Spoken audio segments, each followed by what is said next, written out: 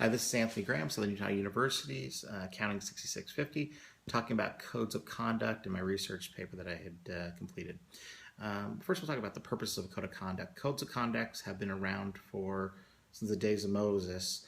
They have been a written form of being able to say that we have a certain code of ethics or moral code that's in a written format. These codes of conduct for business can be traced back to the early 20th century and have been considered very popular by companies because it helps them keep their company on track or organization on track to say that we have a specific moral compass and we have a moral way of doing business, an ethical way of doing business that we have created, that we abide by. These codes of conduct can have both positive and negative effects. Obviously, we'll start with the positive effects. Some of those things are helping to build support of the community. Conventional wisdom says that as the public perceives a company as being ethical, the more likely they're going to do business with this company.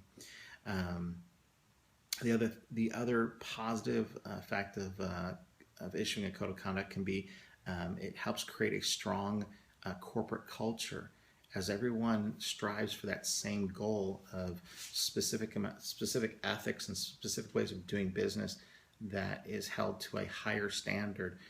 The cohesion among employees and stakeholders can grow much greater than not having that direction that everyone's moving into. And it does help create a strong corporate culture, or can, if it's implemented properly. It also can help protect you from legal action. Having a core that you drive to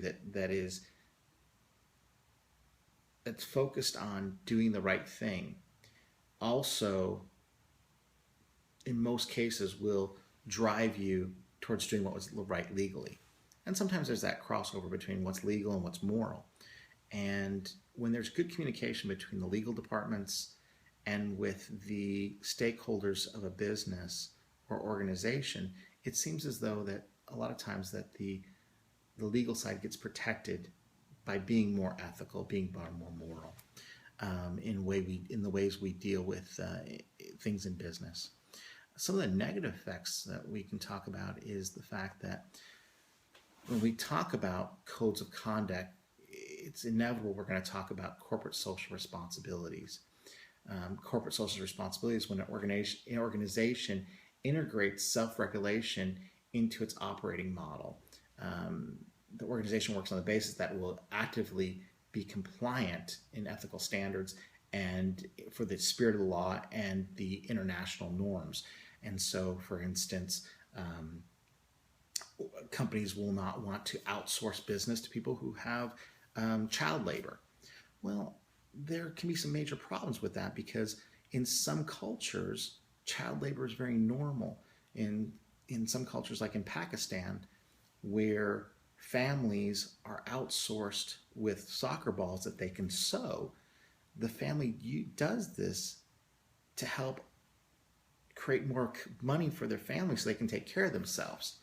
And when Nike found out that they were outsourcing these soccer balls to these homes and children were helping sew and mom and dad were sewing, they stopped this outsourcing. Well, that created 7,000 lost jobs. It affected 30,000 people. And so you go back to these people and say, hey, we're just trying to protect these children because we want to be good stewards and show good corporate social responsibility. In the meantime, we inevitably end up hurting these same people that we were trying to protect. And because of our lack of understanding of different cultures and trying to impose certain codes of conduct that we would find normal in one location may not be normal in another. The other thing can happen is that the code of conduct can go against what the organizational requirements are for action, meaning the company says we have to do this, this, and this, but the codes of conduct can sometimes be different. And I've experienced that myself, and I work for the largest bank, one of the largest banks in the world, and in some aspects I am told to do this, this, and that, but yet it goes against the moral code and having to play that difference. There's a level of frustration that is abnormal. And so we try to look at that and say, really, do these codes of conduct, can they actually go in contrary to what the way business needs to be done? And yes, it can. So what's the conclusion?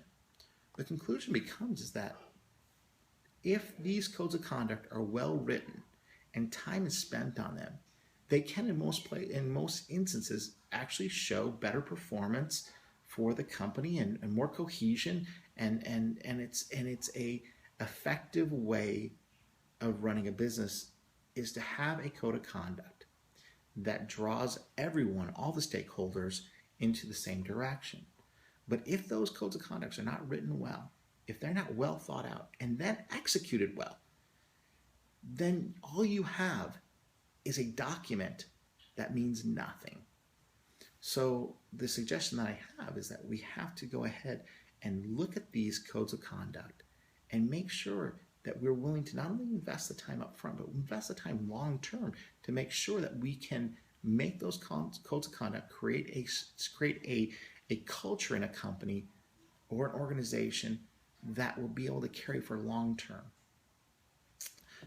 I hope you get a chance to read my essay or a research paper regarding the codes of conduct, and thank you for your time.